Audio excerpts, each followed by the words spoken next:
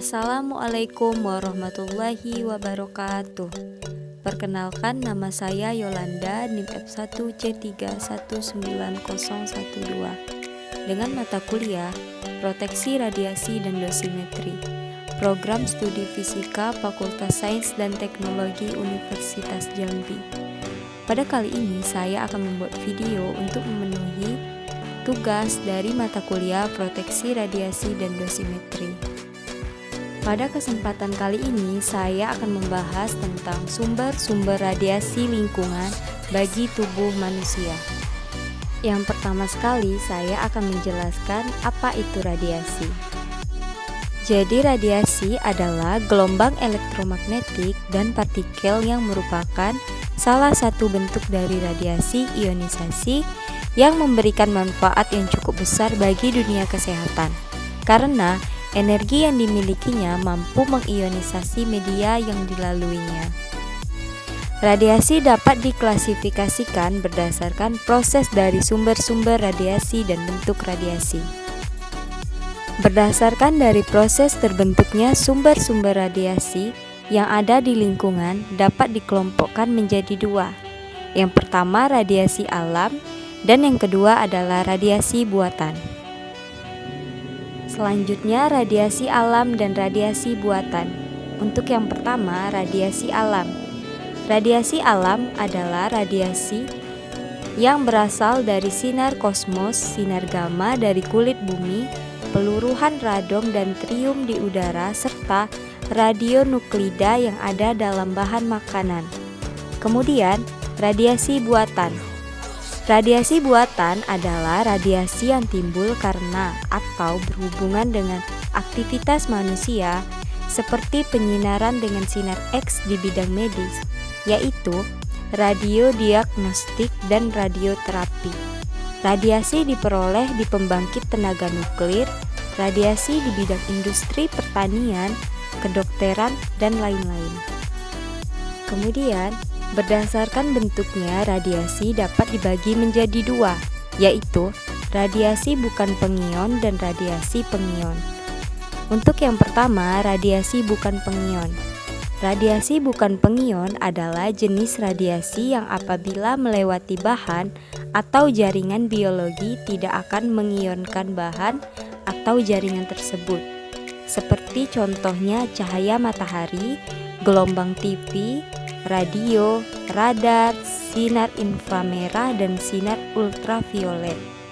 Selanjutnya, radiasi pengion. Yang dimaksud radiasi pengion adalah jenis radiasi yang dapat mengionisasi atom-atom atau materi, membangkitkan partikel-partikel bermuatan listrik yang berlawanan. Radiasi pengion meliputi sinar kosmik, sinar X, partikel alfa, partikel beta, gamma, neutron, dan lain-lain. Radiasi pengion. Radiasi pengion dapat dibagi menjadi dua bagian menurut jenisnya, yaitu radiasi eksterna dan radiasi interna.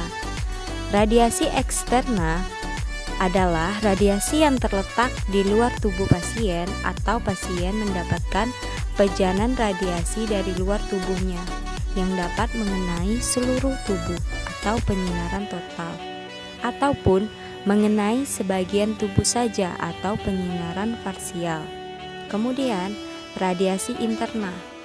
Radiasi interna adalah sumber radiasi yang dimasukkan ke dalam tubuh pasien. Sumber radiasi yang diperlukan yaitu radioisotope non-toksik yang mempunyai waktu paruh pendek dan aktivitas rendah. Misalnya TC99 atau L131. Radiasi interna kebanyakan untuk keperluan mendiagnosa. Selanjutnya saya akan menjelaskan mengenai radiodiagnostik.